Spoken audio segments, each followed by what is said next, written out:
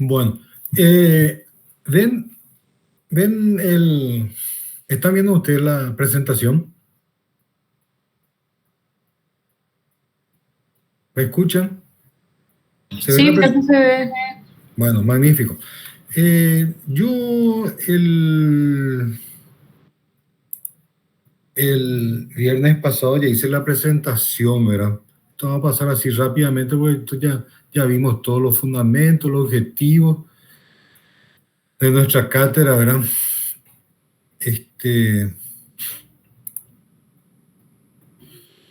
Vimos también el contenido programático. Hoy justamente vamos a dar el capítulo 1 y el capítulo 2, ¿verdad? Capítulo 1, que es el marco referencial del curso, que ya vimos todo, ya está. Lo que vamos a entrar directamente ya en integridad del proceso de diseño, ¿verdad? Y después así sucesivamente hasta entrar luego en el capítulo 2, que es organización de obra, ¿verdad? Después vimos lo que viene después, ¿verdad? Que son los capítulos de sistema aportante, cerramientos, instalaciones, etcétera, etcétera, ¿verdad? Cómo íbamos a encarar nuestras clases, que iban a ser clases virtuales, las primeras clases, pues ya iban a ser todas presenciales, ¿verdad? Desde el viernes que viene, Dios mediante, ya vamos a estar ahí en la facultad y nos vamos a conocer mejor en vivo y en directo. Hablamos de los exámenes parciales, ¿verdad? Los trabajos prácticos, eso ya no quiero tocar otra vez. La bibliografía que usamos y este es el capítulo 1. Acá entramos nosotros, ¿verdad? Lo que le está diciendo, la integridad del proceso de diseño. El proceso de diseño debe desarrollarse como un todo integral, compuesto este todo por elementos que conforman lo que llamamos nosotros el hecho arquitectónico. ¿Qué es el hecho arquitectónico? Constituye otra cosa que la función, el espacio, la forma, construcción y economía.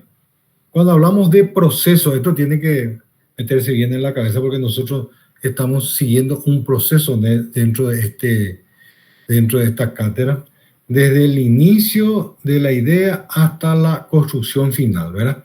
Entonces, cuando hablamos de proceso, suponemos etapas, ¿verdad? Diferentes etapas, y estas etapas ordenadas y sistemáticamente desarrolladas nos llevarán a la concreción física, que es la construcción, la concreción física tangible de la idea original, ¿verdad?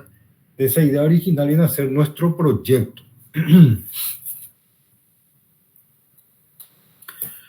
Bueno, entonces, el proceso de diseño, como ustedes saben que están por la Facultad de Arquitectura, se inicia con la generación de una idea o imagen prefigurada, ¿verdad? Por el proyectista. Esta preconfiguración ya es integral porque nosotros ahí vamos a tener en cuenta las formas, espacios, colores, textura. Y esto se concreta finalmente en lo que es la construcción. Entonces, la construcción también se necesita pasar por una serie de etapas, ¿verdad? Que es lo que vamos a ver después más adelante, cuáles son esas etapas antes de llegar a la construcción. Y buscarán en estas diferentes etapas de conciliar, ¿verdad? De coordinar los aspectos espaciales y estéticos con los tecnológicos y económicos, ¿verdad? Entonces, lo que estamos viendo ahí en imágenes es resumiendo todo lo que estaba diciendo, el proceso de diseño, el desarrollo de las ideas, prefiguración por medio de posturas de partidos, asumido por el proyectista, ante las determinantes del programa del contexto, tenemos que tener en cuenta las reglamentaciones, que son las limitaciones que nos ponen también en la municipalidad, por ejemplo, las limitaciones tecnológicas que tenemos también. Entonces esas posturas se expresan en planos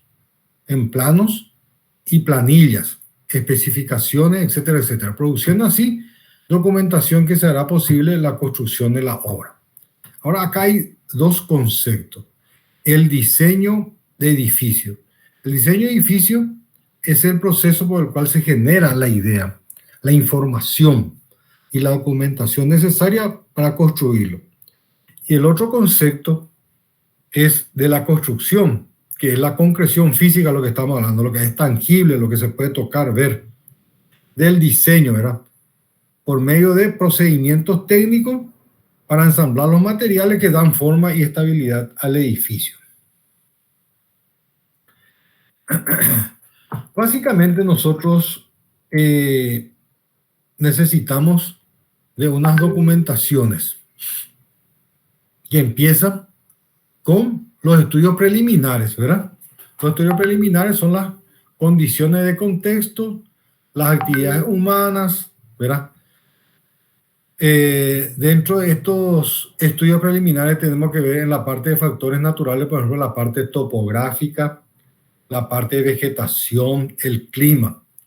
Y los factores constructivos vienen a ser los materiales de construcción disponibles, la mano de obra disponible, etcétera, etcétera. El programa ya se elabora en forma conjunta entre el profesional arquitecto y el propietario, ¿verdad? Una vez hecho este primer proceso, siempre voy a estar diciendo proceso, porque es así la realidad de las cosas. Una vez terminada esta primera etapa de estudios preliminares, que es lo que ustedes dan también, supongo yo, en los talleres, ¿verdad? Donde le van a dar un terreno, le van a decir todos los factores topográficos del terreno, cómo va a ser la construcción, si va a ser de 1 o 2 plantas, etcétera, etcétera. Y después, al final, el profesor le va a dar el programa y ustedes van a empezar a entrar en la parte de anteproyecto, que ya es una graficación de la idea. En el anteproyecto ya aparece la planta de ubicación, uso del suelo, plantas, cortes, fachadas, perspectivas, maquetas y todo lo suficiente para la comprensión, de comprender, de entender la parte espacial, formal y tecnológica de la idea. Inclusive, esto es muy importante, ya uno puede tener un costo estimativo de la obra, porque la parte de económica, lógicamente no puede estar divorciada todo esto, porque tiene que estar relacionado, porque es la parte de costo, es también lo que va a determinar la factibilidad de la construcción. Me están siguiendo, cualquier cosa me interrumpen y me preguntan, ¿verdad? Bueno, y después de superado esta etapa o este proceso del anteproyecto, ya nos vamos al proyecto ejecutivo, ¿verdad? Donde ya hay un conjunto de documentos que se prepara para definir la obra y hacen posible su replanteo en el terreno, ¿verdad? Creo que ustedes en el semestre pasado habrán visto ya en construcciones 1, en el sistema constructivo 1 ya, lo que es replanteo de terreno y para empezar ahí con la excavación, etcétera, etcétera, ¿verdad? O sea que sobre eso ya no quiero insistir ni hablar. Entonces, entremos en la parte de proyecto ejecutivo, ¿verdad? El proyecto ejecutivo consta de una parte escrita y una parte gráfica. Proyecto ejecutivo, ejecutivo, ¿qué significa? De ejecutarse. Ya no está a nivel de anteproyecto que se suele retocar todavía, que se cambie, que se agranda, que se achica, que esto, que lo otro. No, este ya ejecutivo ya es el definitivo, el que ya, esos planos es lo que ya se lleva en la obra. Y consta de una parte escrita y una parte gráfica. La parte escrita viene a ser el pliego de bases y condiciones. Esto generalmente se elabora por parte del interesado, donde pone, por ejemplo, cuando se trata de una licitación grande, de una obra, es donde entra la parte de pliego de bases y condiciones, en donde el propietario o la institución, como parte de pliego de bases y condiciones, pone, por ejemplo, el tiempo de duración de la obra, qué clase de empresas están autorizados o están disponibles o están admitidos en esta obra, ¿verdad? Una empresa constructora pequeña no puede, por ejemplo, es atender una obra de gran envergadura. Por eso inclusive hasta en este empleo base y condiciones se van pidiendo la parte contable de la empresa, ¿verdad? Qué grado de ejecución de obra tiene, qué grado de facturación, etcétera, etcétera. Entonces, con eso también ellos se van teniendo la garantía de que van a contratar una empresa grande, una empresa responsable, una empresa que tenga antecedentes. Por otro lado, también está la parte de las especificaciones técnicas. Esto ya generalmente hace el arquitecto, ¿verdad? Porque él conoce su proyecto y las especificaciones técnicas comprende, digamos, la parte de cómo va a ser la obra, qué materiales se va a utilizar, ¿verdad? Cómo van a ser las terminaciones, etcétera, etcétera. El cronograma y avance físico financiero de inversión se refiere al desembolso, porque esto, generalmente la obra tiene una duración considerable de 5 o 6 meses, por ejemplo, o 3 meses. Entonces, se va determinando en este cronograma, de acuerdo al avance, de cómo se va a ir pagando, de cómo se va a ir pagando la obra. Eso se llama avance físico-financiero. Por ejemplo, el primer desembolso se haría al término de las fundaciones o el cimiento. El segundo desembolso se haría al término de la realización total de la parte estructural. Y así sucesivamente, ¿verdad? Se va determinando el cronograma de avance físico, se refiere al avance de la construcción y lo que se va a ir desembolsando o pagando. Y el contrato ya es el convenio entre la contratista, la empresa contratista y el propietario, ¿verdad? Hay una serie de obligaciones y deberes de cada uno, ¿verdad? O sea, que al contratista se compromete a hacer la obra en cierto tiempo, con tal cantidad de personal, con ciertas características de sus maquinarias, etcétera, etcétera, ¿verdad? Y el propietario, por su parte, se compromete a pagar la obra en cierto tiempo, y después acá ya entra también, en este contrato ahora también se determinan las penalizaciones que hay, donde dice, por ejemplo, que si hay un atraso de obra, porque se estipula el plazo de obra, el inicio y el fin. Entonces, si hay un atraso, tiene que haber una penalidad. Si vos te comprometiste en terminar en 3 meses y en el tercer mes vos estás apenas al 50 al 60%, entonces ya sabe que el propietario que vos no vas a terminar en el plazo estipulado, entonces te va a aplicar multa y eso todo está especificado en este contrato, ¿verdad? Y la parte gráfica, que es lo que más manejamos los arquitectos, son los planos de arquitectura, ¿verdad? La estructura, ¿verdad? Las instalaciones, ya sea especiales o las instalaciones convencionales, los detalles constructivos, los detalles de carpintería, la abertura, etcétera, etcétera, equipamiento, ¿verdad? Bueno, esta es una forma más gráfica de todo lo que estamos hablando nosotros, del proceso de diseño y construcción, ¿verdad? El proceso de diseño empieza, como dijimos, en la parte de estudios preliminares, ¿verdad? Que se ve la parte de medio natural, el clima, la topografía, eso ya hablamos todo, ¿verdad? Los programas o necesidades que se estipuló, ¿verdad? Con el propietario, ¿verdad? Las condicionantes, después ya entramos ya en la parte de anteproyectos, ¿verdad? Donde hablamos también que ahí ya sale toda la parte gráfica, planta, ubicación, uso de suelo, y también en esto nosotros ya vemos también una maqueta, una memoria y los costos, como habíamos dicho, ¿verdad?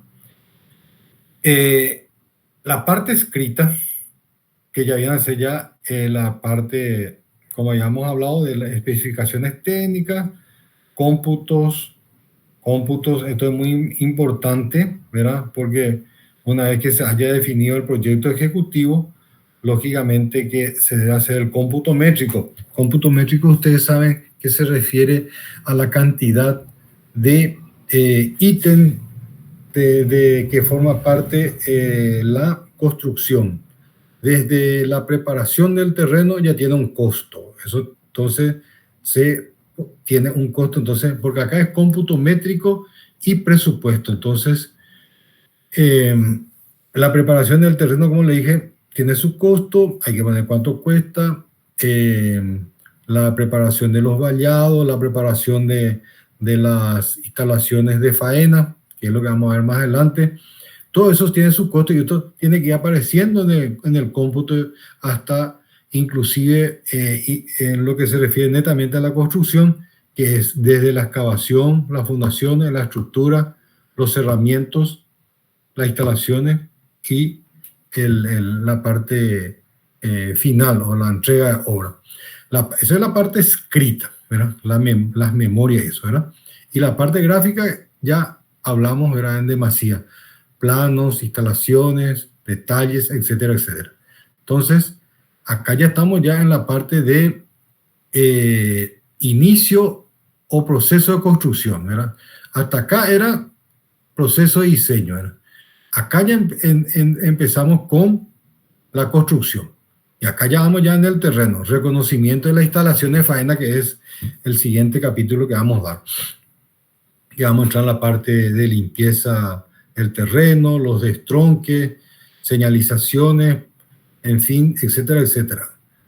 Protección del lindero, si tenemos edificaciones linderas, eso es muy importante protegerlo por la seguridad de la edificación lindera, para evitar accidentes. Instalaciones provisorias, lógicamente necesitamos agua y luz, ¿verdad?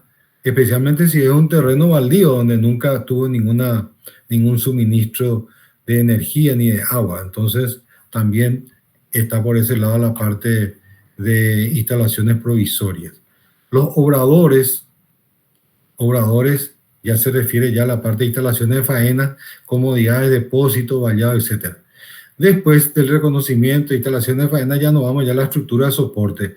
¿Qué viene a hacer esto? Las excavaciones, las fundaciones, los muros portantes, ascensores, vigas, etcétera, etcétera.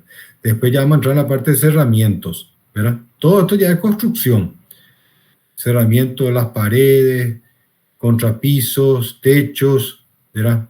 Agua, prevención de incendio, luz, cómo se van a tratar los residuos, las instalaciones cloacales, etcétera, etcétera. Después entraríamos en las terminaciones, revestimientos, pisos, los artefactos de iluminación, revoque, pintura, jardinería y finalmente llegamos acá a la puesta en servicio, que es la limpieza final, pruebas finales, recepción provisoria y definitiva. Esto generalmente en una obra grande se suele hacer, porque lo que pasa es que el edificio grande tiene que ponerse a prueba.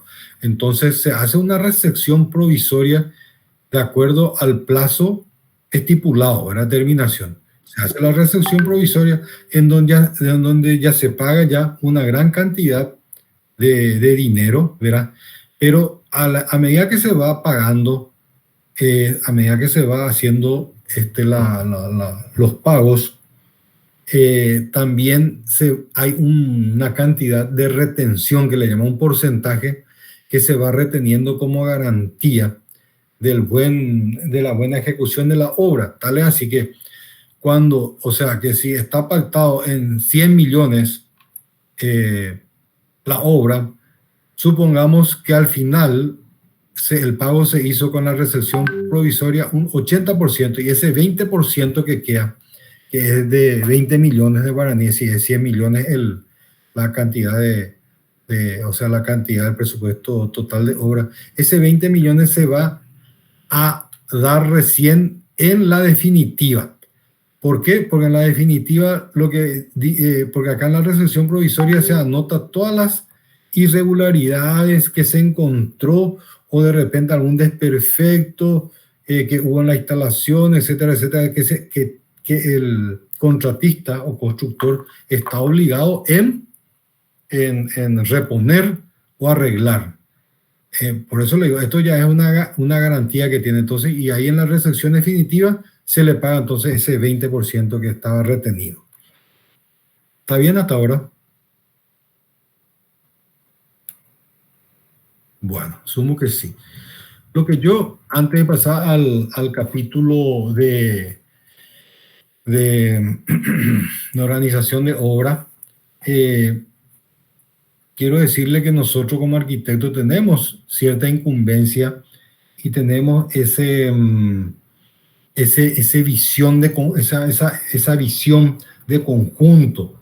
Podemos entonces decir de que nosotros nos corresponde como incumbencia, como arquitecto en el proceso de producir arquitectura, de tomar postura ante todo y cada uno de los aspectos que conforman el hecho arquitectónico o la problemática diseño-construcción.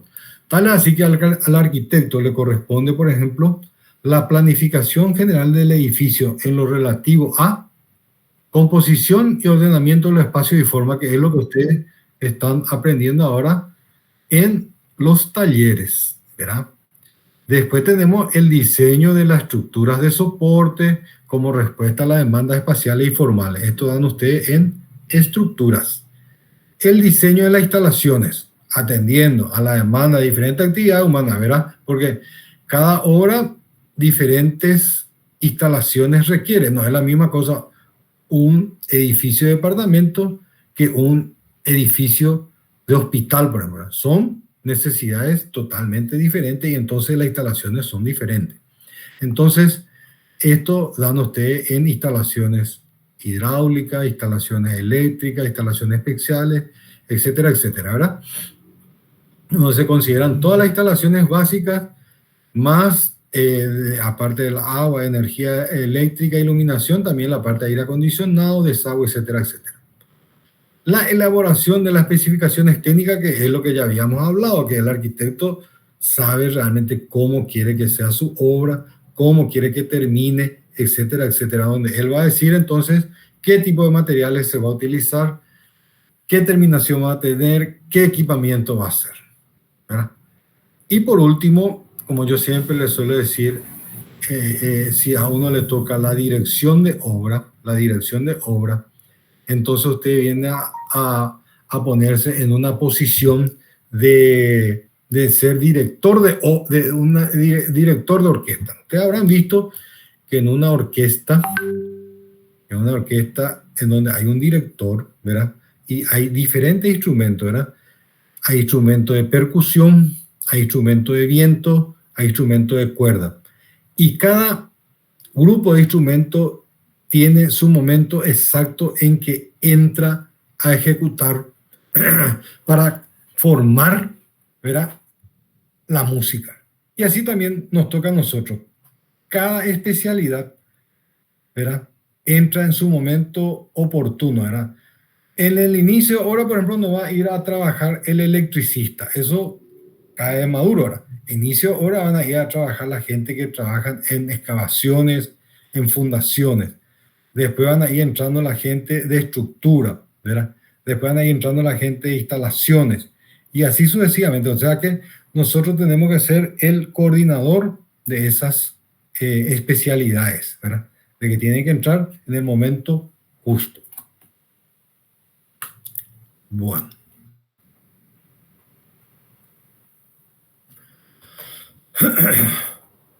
Ya vimos, y ahora vamos a entrar en el capítulo 2, que es la parte de conocimiento de terreno. O sea, el capítulo 2 realmente tiene como título organización de obra. Mira, la organización de obra empieza con el reconocimiento del terreno.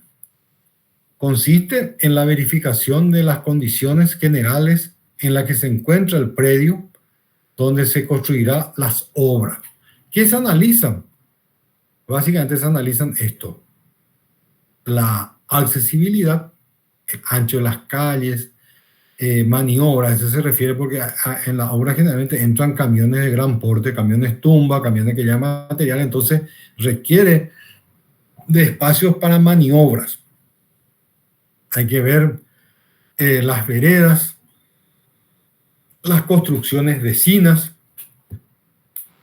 Punto 2, tenemos que ir viendo la vegetación, ¿verdad?, existente con referencia a la futura ubicación. Tenemos que procurar de que siempre, si hay árbol, y un árbol importante, ¿verdad?, un árbol, digamos, originario nuestro, deberíamos de mantenerlo, ¿verdad? No seamos depredadores como arquitectos, más bien nosotros tenemos que conciliar la naturaleza con la construcción.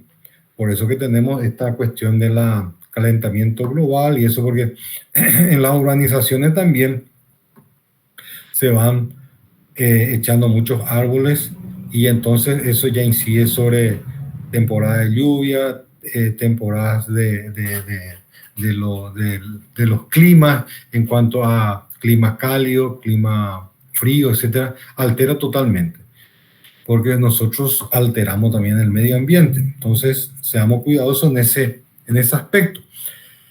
El tercer punto es las posibles canalizaciones provisorias de aguas de lluvia para evitar una erosión o la inundación de la zanja. Ahora que ustedes saben que hace como 3 o 4 días está lloviendo casi todos los días. Y si nosotros no previmos, puede ocurrir que nuestra zanja se inunde, se desmorone.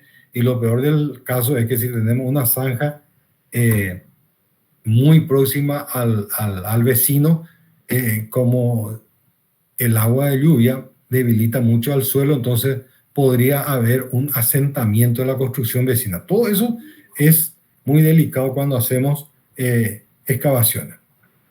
Cuarto punto, la probable y más conveniente ubicación de las obras provisorias, que son los obradores, que son los lugares donde van a estar ubicados el personal, donde también hay otras infraestructuras como depósito, etcétera, etcétera.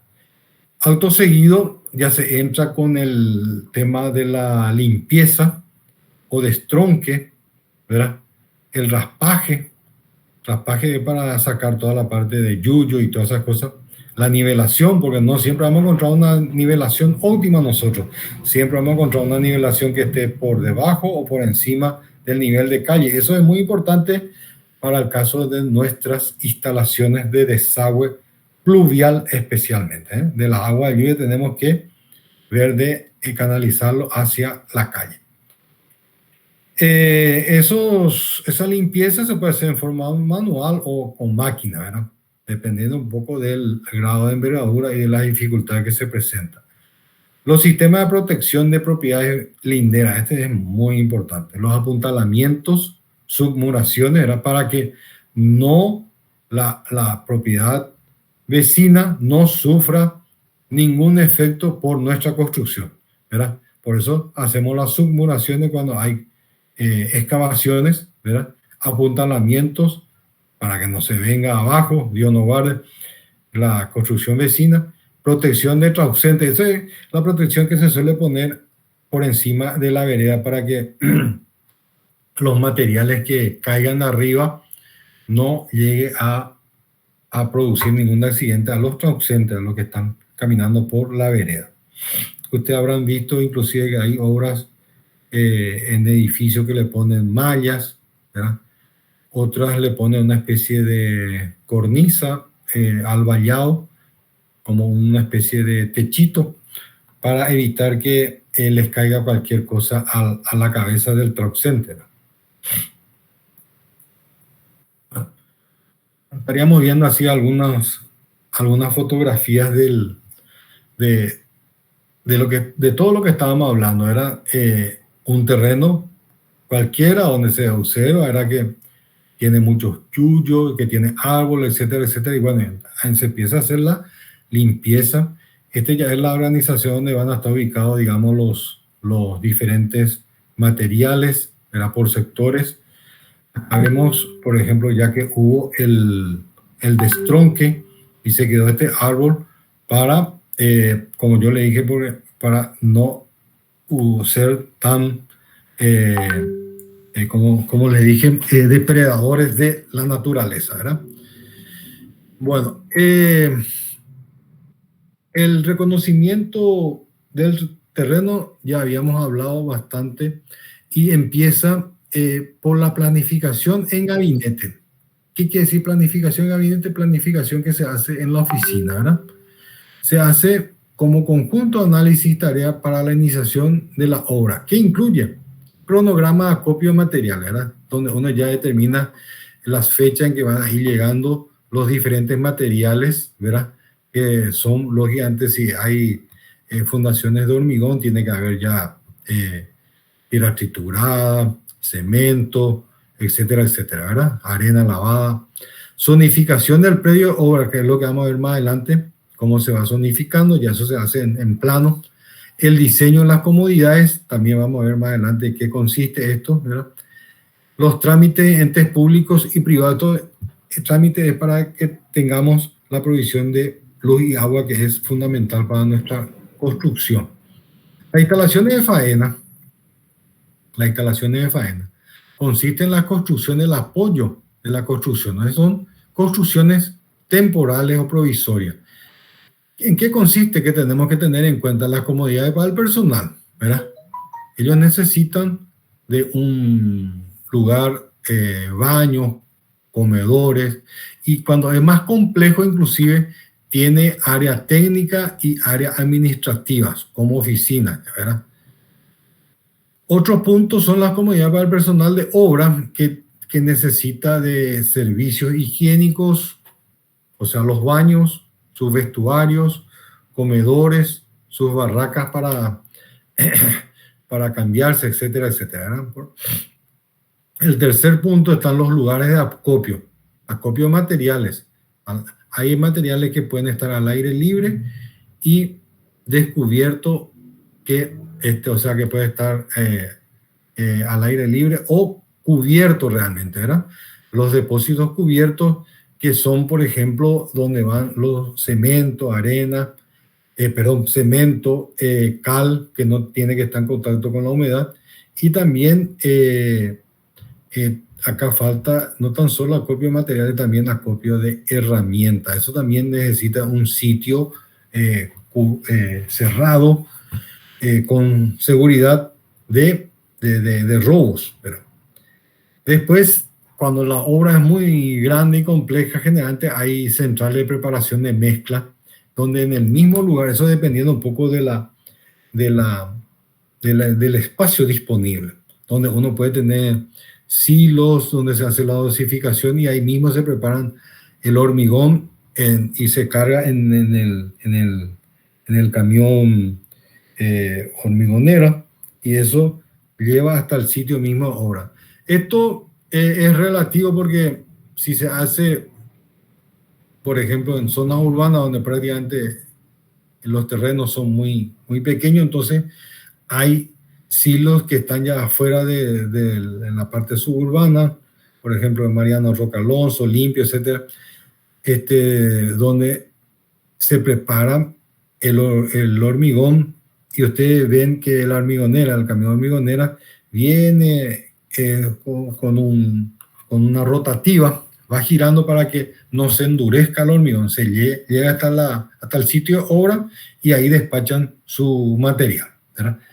Y la provisión de servicios básicos de agua, eso ya dijimos ya que es fundamental. Nosotros necesitamos agua forma parte digamos, para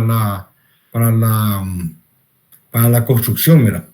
Para el mortero, para el hormigón, todo se requiere agua. Energía, lógicamente, para la movilidad de nuestras maquinarias. Y la parte cloacal se refiere a, bueno, esto es relativo.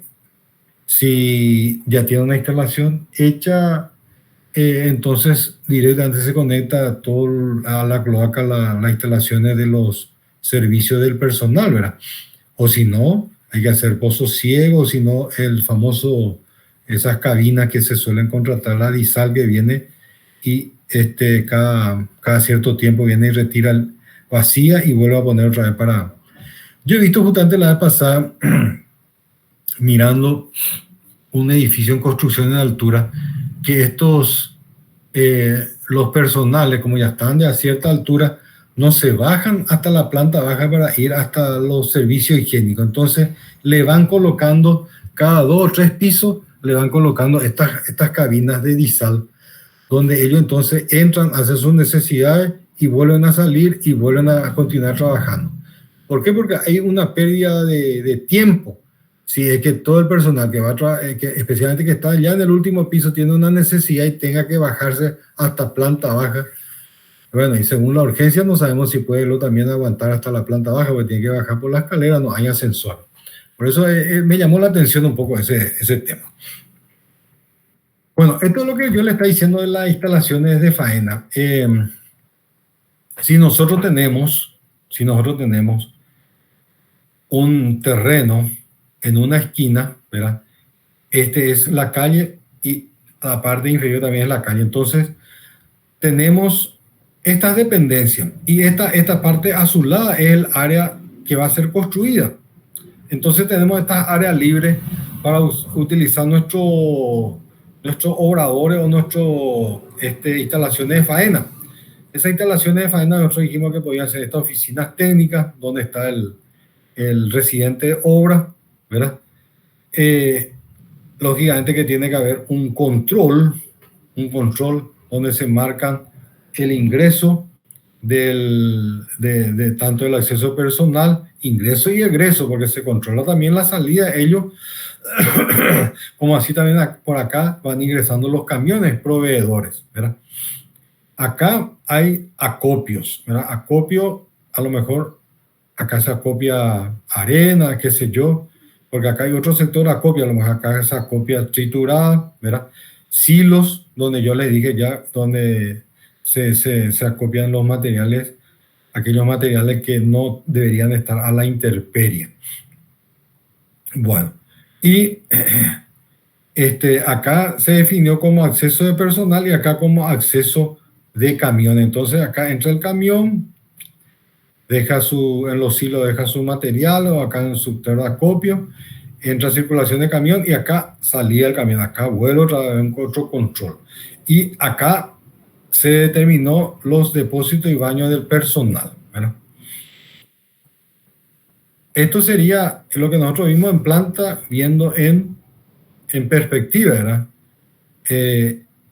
Nuestra propiedad está en una esquina. Este es el sector de construcción, ¿verdad? Donde tenemos el edificio que estaba pintado en color azul, ¿verdad? Y esto eran todo lo que la parte de control, donde entraba el personal para no debería entrar el acceso personal con el acceso de camiones para evitar cualquier accidente. Entonces entra el personal por un lado, entra y sale por un lado, y el camión entra por acá y sale por acá, aprovechando que es una esquina, ¿verdad? Y estas son todas las dependencias, lo dijimos, como la parte administrativa, ¿verdad?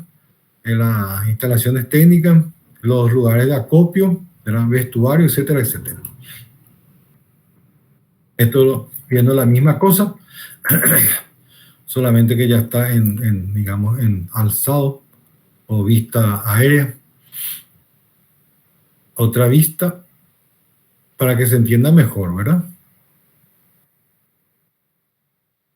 Ahora, en obra, estos son los vallados que determinan los lugares donde se va a realizar, ¿verdad?, la obra, ¿verdad? Acá van entrando los camiones y tienen un sector de acopio de materiales, otro sector de vestuario, etcétera, etcétera. Generalmente, después vamos a ver, por ejemplo, cómo está organizado, ¿verdad? Para empezar es el vallado, lo que determina el perímetro de la construcción, ¿verdad? Estos son los sectores ya del área técnica, digamos, donde se utilizan con mayor frecuencia ahora estos contenedores que se acomodan para que se utilicen como oficinas. Inclusive estos contenedores tienen aire acondicionado, tiene baño, etcétera, etcétera. Los mismos contenedores también se le puede dar uso como depósito de aquellos materiales o silos para guardar los materiales que no deben estar en contacto con la naturaleza, como dijimos, cemento, cal, etcétera, etcétera, ¿verdad? Esto es lo mismo que habíamos visto ya. Este es otro sector de acopio, como yo le dije, estos son ya piedra triturada, arena lavada, que pueden estar a la intemperie, ¿verdad? Acá está el disal que yo le dije, ¿verdad? Que es el habitáculo de la cabina que utiliza el personal para hacer sus necesidades, ¿verdad? Y este es el vallado perimetral, donde está determinando los lugares donde se va a realizar la construcción. Básicamente la instalación de faena en las oficinas técnicas puede contar con un fiscal. Un fiscal de obra es el que está controlando que se cumpla el contrato, que generalmente es un personal contratado por el propietario, porque el propietario no siempre va a ser un arquitecto, el propietario puede ser un economista, un señor, un comerciante, lo cualquiera. Entonces le contrata a un fiscal de obra, que puede ser un arquitecto o ingeniero, que controla, ¿verdad?, la ejecución de la obra. Y este es el residente de obra, este es el representante de la contratista. La contratista, cuando yo hablo de contratista, me refiero a la constructora. Puede tener una oficina de dibujantes y un depósito, los servicios higiénicos, hasta inclusive puede haber una oficina de reuniones donde se suelen reunir tanto fiscales como los residentes para tratar algunos temas, ¿verdad? Esta es la conformación del personal, ¿verdad? Donde tiene vestuarios, los lavados, los retretes, las duchas, porque ellos vienen con ropa de calle, se cambian al término, ponen su ropa de faena al término especialmente en verano, nosotros tenemos un verano muy fuerte, ellos necesariamente se bañan y se vuelven a poner su ropa de calle para salir e irse a su casa. Y los depósitos que tienen que ir en guarda, ¿verdad? Cemento, cal, otro depósito de herramientas y el control, ¿verdad? Esto es esquemáticamente lo que estamos hablando. Bueno, movimiento de tierra ahora. Una vez limpio el terreno, hecho los destronques, cegado los pozos, eliminado el hormiguero, etcétera, etcétera, y protegido los árboles que han de quedar, se hace el replanteo, que es lo que ustedes vieron en el semestre pasado, ¿verdad? Donde se iniciarán las excavaciones para los subsuelos, los cimientos. La excavación puede ser hecha en forma manual o mecánica, ¿verdad? Manual en forma mecánica, y dependiendo del tipo de edificio, y nos tocan, por ejemplo, a nosotros estudiar, de acuerdo al programa, nos encontraremos con subsuelo o tal vez no, o quizás fundaciones de mediana importancia. La excavación o movimiento de tierra se hacen con la utilización de palas, o sea, en forma manual, o puede ser con estas máquinas pesadas que son la retroexcavadora, etcétera, etcétera, o excavadora de cuchara. Bueno, estas son las maquinarias que se utilizan para el movimiento de suelo, ¿verdad? Esta, por ejemplo, una retroexcavadora tiene una cuchara para la excavación y tiene una pala mecánica hacia el otro lado, ¿verdad? Entonces, tiene doble función. Acá está trabajando, ¿verdad?, haciendo ya las excavaciones con su retroexcavadora, porque acá ya empezó a hacerse las marcaciones, y se hacen las excavaciones para la fundación. Este es el acopio de materiales para se refiere, por ejemplo, a de las varillas, ¿verdad? Las varillas de acero, como se tendrán acá zapatas de fundación, entonces ya se quieren las diferentes secciones de varillas, ¿verdad? Acá el personal está justamente ya armando lo que sería la base de una zapata, ¿verdad?, que es un emparrillado de varillas que va en el fondo de la excavación, ¿verdad? Acá ya se ve las excavaciones, ya van saliendo los brotes de los pilares, ¿verdad? No tengo yo, pero ahora cuando demos ahora la parte de cimiento, vamos a ver mejor ahora cómo se van colocando las zapatas y las varillas, ¿verdad? Acá lo que yo más bien le quiero mostrar nomás son los diferentes gremios que van trabajando, desde el tractorista que hace su trabajo de excavación hasta que tiene su pala, que hace el raspaje para limpiar, ¿verdad? Y el personal de hormigón o carpintero que va haciendo la parte de embarillado para las fundaciones. Siguiendo con el movimiento de suelo, eh, el terreno es muy despejado y lo suficientemente amplio, entonces en la excavación a partir de 1,25 m ya tenemos que tener un talud. ¿Para qué el talud? Para que no haya ningún desmoronamiento, ¿verdad? Se pone un talud para evitar el desmoronamiento de las zanjas, y el ángulo del talud varía con el tipo de terreno. Por ejemplo, si tenemos terrenos que no son cohesivos, son las arenosas, por ejemplo, entonces necesitamos un talud de 45 grados. Si tenemos terrenos que son un poquitito más cohesivos, que un poquitito más rígidos, que es semiduro, entonces el talud es de 60 grados. Y si el terreno ya hay muchas rocas, entonces el talud puede ir siendo cada vez más vertical con respecto a la línea horizontal, entonces ya puede ser de 80 grados. Si es de roca maciza, sí que es 90 grados, si te toca hacer, por ejemplo, en algún cerro. Casi seguro que no vas a necesitar de talud, porque será la excavación primero lo dificultosa, porque hay que ir rompiendo piedra.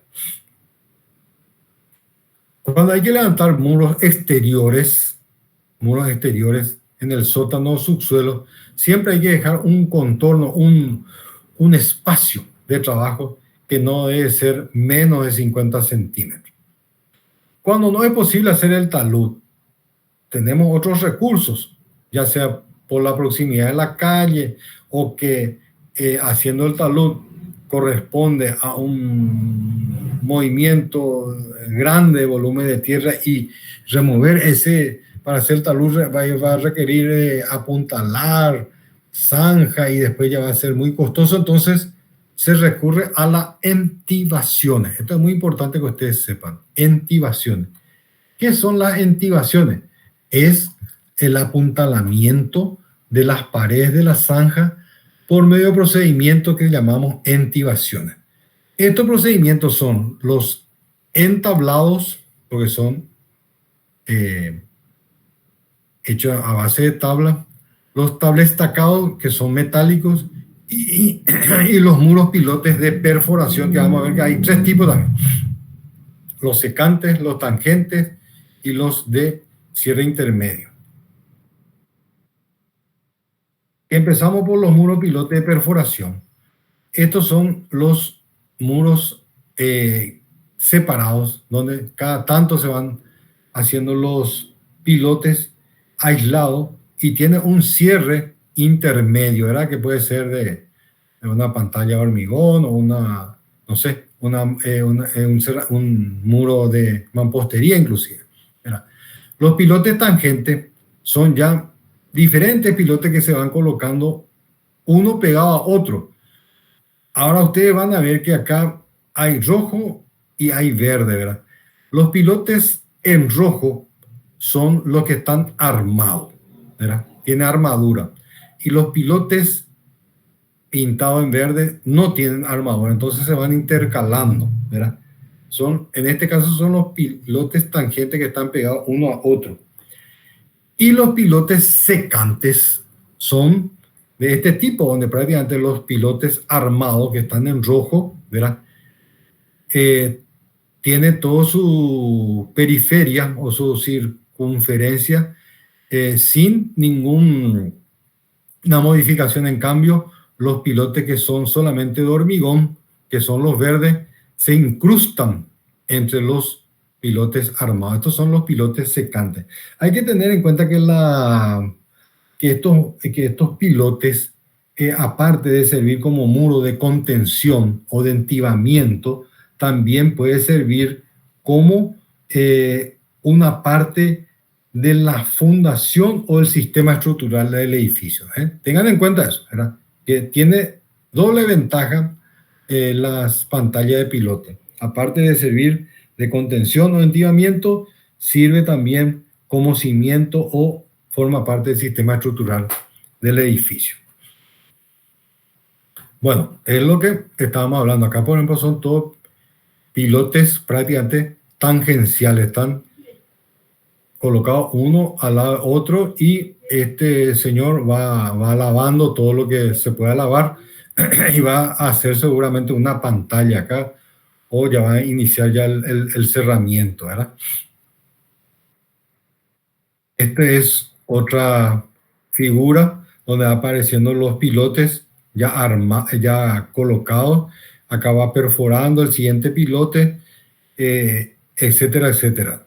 Es la diferente secuencia en el caso de los pilotes tangenciales, ¿verdad? En la construcción del entillamiento o del muro de contención que se hace en forma de pilote, que es lo que más se utiliza en nuestro medio. Es lo que más se utiliza especialmente en las construcciones urbanas donde tienen subsuelo para estacionamiento, por ejemplo. Este es el ejemplo de los entablados, ¿verdad? Que prácticamente está hecho de tablas, ¿verdad? Y pueden estar construidos en forma horizontal como en forma vertical. Ese entablado en forma vertical se hace cuando el suelo es muy blando, entonces se va hincando o se va a golpe, se va introduciendo la tabla en forma vertical, ¿verdad? Para aprovechando que el terreno es muy suelto, ¿verdad? Acá está otro ejemplo, era la intibación de tablas que yo le dije en forma vertical, ¿verdad? Y este tiene un apuntalamiento acá para evitar el desmoronamiento, ¿verdad? Este es de tablas horizontales, ¿verdad? Donde se hace todo el apuntalamiento también, pero con estos parantes.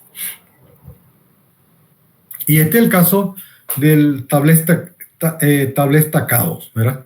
Que son, como yo le dije, entibaciones de acero que reemplazan a los de madera, primero por el encarecimiento de la madera, casi ya no se usa más esto, más bien lo mencionamos porque eso en un momento dado también se hizo cuando después aparecieron los pilotes y los tablés tacados, entonces ya fueron reemplazados. Y este tiene la ventaja de que, aparte de ser metálico, esto se va introduciendo también a golpes, ¿verdad? Dentro del suelo, ¿verdad? Para mantener para evitar el desmoronamiento de la excavación. Y una de sus ventajas es su espesor y también que es mucho más rígido que la madera y no permite ¿cómo diría? Está cerrado, no permite ninguna impermeabilización, digamos, ¿verdad? ¿Por qué? Porque está colocado y armado que no permite prácticamente ni que la arena pase, ¿verdad? Entonces, otra ventaja que tiene es que una vez utilizado en un sector, ¿verdad? Y ya hecho la pantalla, que es lo que están buscando para hacer la contención, se vuelve a sacar esto se saca y se vuelve a colocar en otro sector donde requiera la contención. Bueno, esto es lo mismo que estábamos hablando de los entablados, ¿verdad? Los entablados se utilizó más en las trincheras de la Primera Guerra Mundial. Si ustedes vieron esa película 1914 o 1915 creo que era, van a ver exactamente cómo, porque toda la Primera Guerra Mundial se realizó a través de trincheras. Y esto era la trinchera que hacían ellos con el entablado, ¿verdad? En la Guerra del Chaco también se utilizó la trinchera, pero no usaron tanta madera ahí porque en el Chaco no hay mucha madera. Ellos se ingeniaron en usar otro tipo de contención para evitar el desmoronamiento, ¿verdad? Bueno, estos son más bien ejemplos de fotografía de excavaciones y las maquinarias que se utilizan, ¿verdad? Esta, por ejemplo, es una cuchara donde tiene un tractor que se moviliza en forma oruga, similar a los tanques de guerra, ¿verdad? Esto prácticamente no tiene problema para la inclinación, etcétera, etcétera, y se adapta a cualquier tipo de terreno. Entonces, lo que tiene este movimiento, ¿verdad? De que acá puede hacer, en este sector de la excavación, pueden girar y pueden echar todo lo que juntan en este camión de tumba o camión de carga que es doble eje, que está cargando para llevar a otro sitio la tierra que se extrajo, ¿verdad? Acá más bien como ejemplo nomás de cómo se trata de una excavación en una zona de construcción existente, lo que se buscó es recuperar el piso para su reutilización. Esto es lo mismo que yo le estaba diciendo, las excavaciones ya están hechas, ¿verdad? El tractor con la cuchara de tipo oruga, acá por acá va entrando el camión de carga y él le va cargando, ¿verdad? Acá se puede ver el obrador, ¿verdad? Es donde está el personal. Estos que son contenedores superpuestos justamente para optimizar el espacio. En planta baja está la parte de la oficina de los contratistas y en la planta alta podría estar la oficina de los fiscales de obra. Otra vista de lo mismo que estábamos hablando, aparte de ser una excavación, había una demolición que hacer de una construcción existente. Y eso lo demolía con esta cuchara que está ligado, ¿verdad? A un brazo y al tractor que tiene tipo oruga, ¿verdad? Acá se ve mejor el equipo el tractor, la maquinaria. Bueno, acá termina mi clase, pero no quiero que se retiren porque ahora voy a dejar yo a cargo de los arquitectos Eduardo, Teresa y Gabriela, quien le va a hablar más sobre la parte de los trabajos prácticos. Y nos vemos ya el próximo viernes, Dios mediante, ya vamos a vernos ya en la facultad según nuestro cronograma, ¿verdad? La próxima clase ya vamos a hacer en forma presencial. De mi parte, mucho gusto y nos vemos entonces, Dios mediante, dentro de 7 días. Muchas gracias. Gracias, profe. Nos vemos.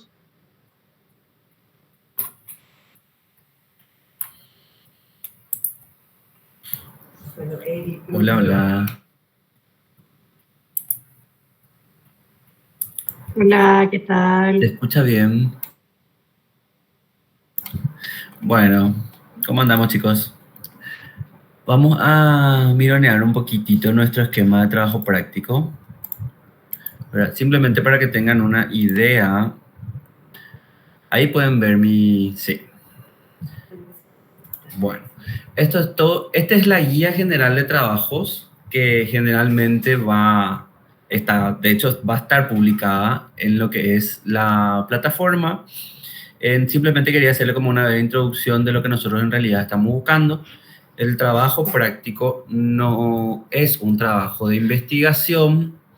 El trabajo práctico no es un trabajo de relevamiento, no es otra cosa que la presentación de sistemas constructivos o de procedimientos constructivos, así como lo había explicado la arquitecta Schreiber en su momento. Pero también lo que me interesa es que ustedes tengan claro cómo presentar ese trabajo. Ese trabajo tiene que ser breve, tiene que ser conciso y tiene que ser preciso a lo que pide la guía, ¿verdad?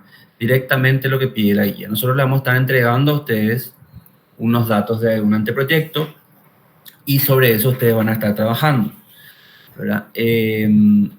A ver, justamente basándonos en una propuesta arquitectónica, se busca que el estudiante analice y tome decisiones técnicas relacionadas a las distintas problemáticas.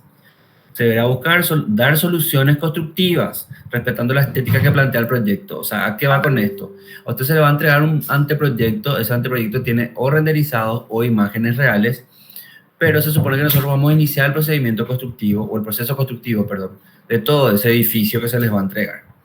Entonces, ¿a qué va? Que si la foto muestra que tiene un revestido de, no sé, PVC en la zona frigorífica, ustedes no van a poner ahí otro revestido, sino que uno similar. O si tiene un cielo raso tipo tal, ese es el que se va a buscar el procedimiento constructivo en base al tema que ustedes tienen. ¿Se entiende eso, verdad? O sea, no es tampoco estar cambiando el anteproyecto, porque se supone que ustedes están recibiendo un proyecto ejecutivo. En la vida real ustedes van a recibir un proyecto ejecutivo y tienen que desarrollar el procedimiento constructivo de eso. Entonces no es que van a estar cambiando nomás porque no encuentran algo, ¿verdad? Entonces es ir apuntando a eso, ¿verdad? Hacer lo más real posible. Dice, investigará sobre el tema, el estudiante lo adaptará a la propuesta presentada y tomará decisiones constructivas basando en los conocimientos que dimos en clase y enriquecidas con una investigación sobre los que, tanto la parte normativa, la parte tecnológica, la parte constructiva del mercado local diga. Entonces, todo esto hablamos de digamos, de la forma de encarar el trabajo. O sea, yo no quiero que esa investigación esté ahí con su introducción, su conclusión, que la historia del ladrillo no me interesa, ¿verdad? Nosotros le entregamos la propuesta, ustedes analizan la propuesta, investigan por su parte y en base a eso toman la decisión constructiva. A uno le va a tocar cerramiento, no sé, cerramiento perimetral, a otro le va a tocar, qué sé yo, cerramiento de fachada, divisorias interiores, piso, techo, cielo raso. Cada grupo tiene su tema, ¿verdad? Entonces a cada grupo va a actuar en base a eso. Bueno, después en todos los casos tenemos un formato de lámina, ¿verdad? Va en PDF el trabajo. Bueno, síntesis del contenido específico, que es básicamente una presentación nomás, ¿verdad? Se investigaron tal y tal opción en el mercado y esta es la que se adoptó, ¿verdad? Más que nada eso es lo que se busca eso. No es acá, como le decía, la historia del ladrillo, ni cómo se fabrica el vidrio, ni nada por el estilo. Después las plantas generales en escala gráfica. Obviamente en estas plantas generales ustedes van a señalar los puntos donde van a intervenir.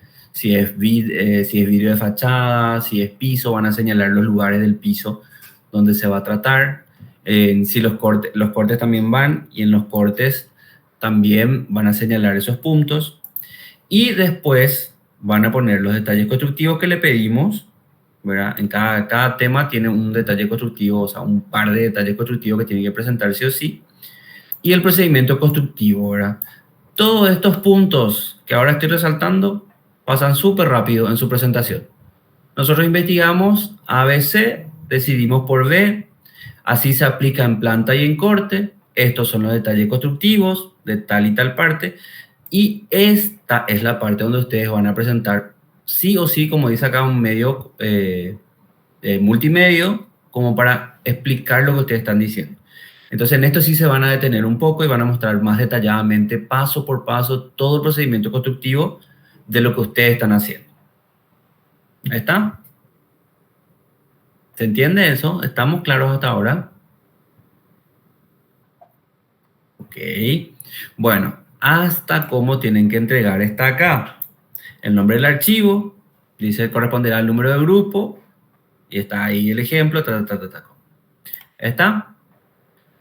Bueno, esto es el genérico, si se fijan, que les vamos a entregar a ustedes. Cada grupo va a tener esto de manera específica, pero en líneas generales es básicamente lo mismo lo que se les pide.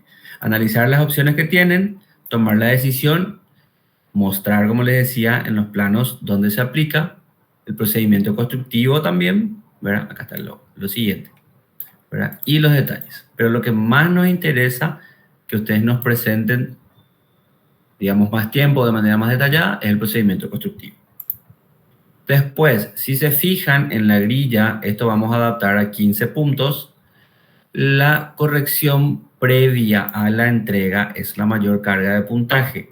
Había quedado en 7. En 7 puntos esto queda adaptado a 15. ¿Verdad? Esto, ¿verdad? Y bueno, lo que sí que acá tiene que llegar a sumar 15 después cuando corrijamos todo. Pero si se fijan, la corrección previa, que es lo más importante, tiene más puntaje. Ya después el resto de la presentación y todo eso también está en segundo lugar, digamos, el puntaje de la presentación, pero lo que más suma es la corrección previa. ¿Por qué es importante esto? Porque si no, pueden traer un trabajo totalmente errado a lo que nosotros queremos y eso le va a confundir más a sus compañeros. Pero recuerden que este trabajo es un complemento a lo que ustedes están dando en clase.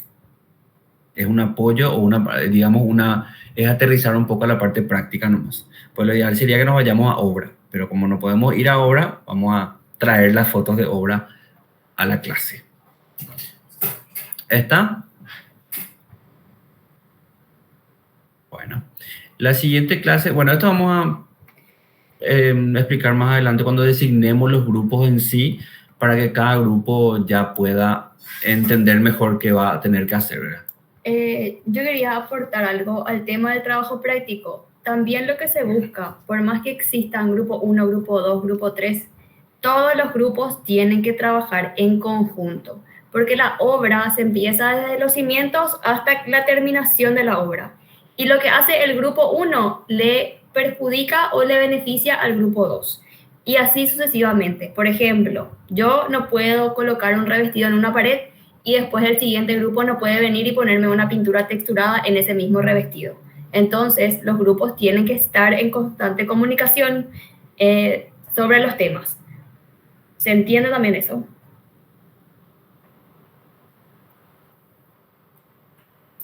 Sí, y también, como dice el arquitecto, el proyecto que se presenta es una imitación de lo mismo tenemos que hacer, no podemos cambiar ningún material ni nada por el estilo, tenemos que imitar exactamente ese proyecto buscando el proceso constructivo de acuerdo a lo que está en los gráficos y en los detalles. Y tienen que imaginarse que están trabajando en una constructora y que a cada grupo le toca un tema específico desarrollar, entonces así tienen que encarar el trabajo. No, como dice él, buscando historias ni nada de eso, no nos interesa. Ustedes están emulando unos equipos de cuadrilla de trabajo de oficina, o sea, de gabinete. Entonces, los que se encargan de una parte y otra parte de la obra. Entonces, como ustedes sabrán, muchos ya tendrán experiencias trabajando también. Toda esa parte trabajan siempre de manera coordinada. Pero viene el calculista, le cambia las cosas al que va a hacer el encofrado, él le da retorno, viene el otro y viene el sanitarista y te dice, no, acá pasa un caño de 100 y vos me estás poniendo una viga ahí, necesito mover esto. Y así se trabaja de manera coordinada en absolutamente todos los grupos. Reforzando un poco nomás lo que dijo la Arqui Gabriela, tienen que atender y entender el trabajo de todos. O sea, como dijo ella, el mismo ejemplo uso. De repente el grupo, no sé, 5 puso un revoque texturado y viene el grupo 11 a poner una pintura en la misma pared. Eso va a ser imperdonable y su puntaje va a estar penalizado si es que eso sucede. Pónganse de acuerdo en los temas similares. Ya van a ir entendiendo también la dinámica a medida que vamos allá haciendo, pero esa es la finalidad. Tienen que haber un feedback entre los grupos que están relacionados entre sí. Y así también es para que tengan en cuenta y presten atención a las exposiciones de sus compañeros. No quiere decir que no te toca a vos exponer hoy, entonces...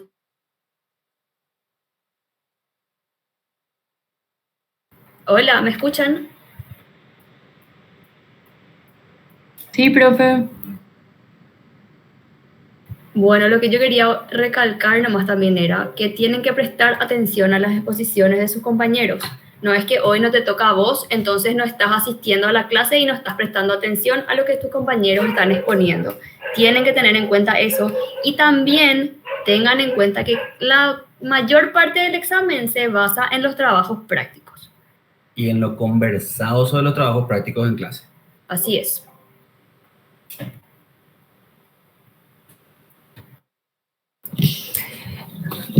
Bueno, continuando o aportando lo que acaban de decir los profes, el porqué de la asistencia y la participación de ustedes en la exposición de los trabajos de investigación, porque todos los trabajos de investigación durante su exposición tienen correcciones o tienen modificaciones. Entonces los grupos siguientes tienen que estar al tanto de esas modificaciones para que en el siguiente desarrollo o exposición de a quien le toque ya considere las correcciones dadas por los profes y que serían incorporadas o modificadas por el grupo anterior. Esa es una de las razones por las cuales les solicitamos encarecidamente de que estén presentes, presten atención y hagan las preguntas para que podamos llevar a cabo y terminar correctamente nuestra obra. Acuérdense de que nosotros les estaríamos entregando un proyecto ejecutivo y ustedes no tienen que construir llave en mano. Si tenemos problemas en medio, ¿qué quiere decir? Le despedimos. Despidos que son aplazos. ¿Entienden?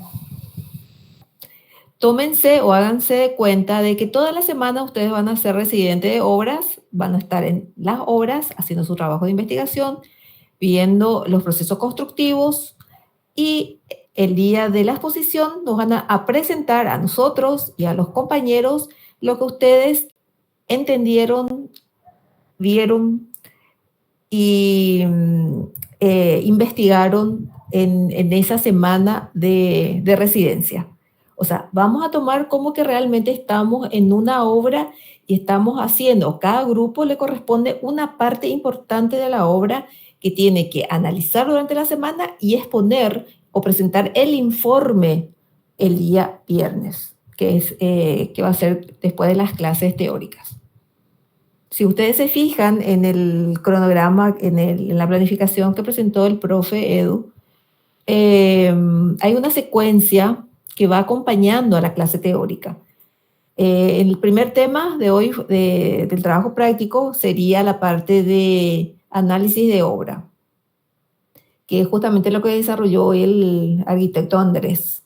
La siguiente clase ya estaríamos hablando de la parte de cimientos, de análisis de suelo y cada capítulo teórico va acompañado de la parte práctica, la parte de investigación de partes de ustedes y que tienen relación al tema que se le va a entregar. ¿Dudas?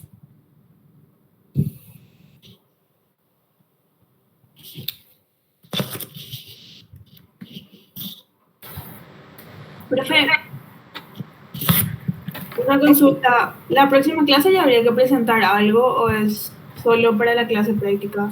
La siguiente clase nosotros le entregaríamos los temas. Estamos esperando que todos los compañeros nos terminen hoy de entregar los grupos para que nosotros podamos planificar los diferentes temas que la próxima clase le entregaríamos después de las clases teóricas. Ya serían los temas de exposición más el programa a ser desarrollado. Entiendo, profe, gracias.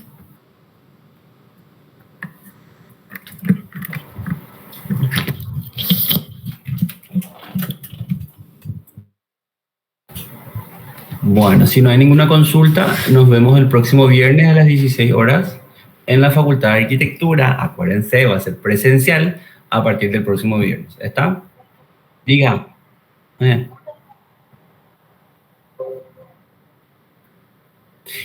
a estar publicado en la plataforma como máximo para el lunes, si es que esta misma tarde no está. Pero ya está disponible. ¿Está? Gracias, profe. Chao, chao. Chao, chao.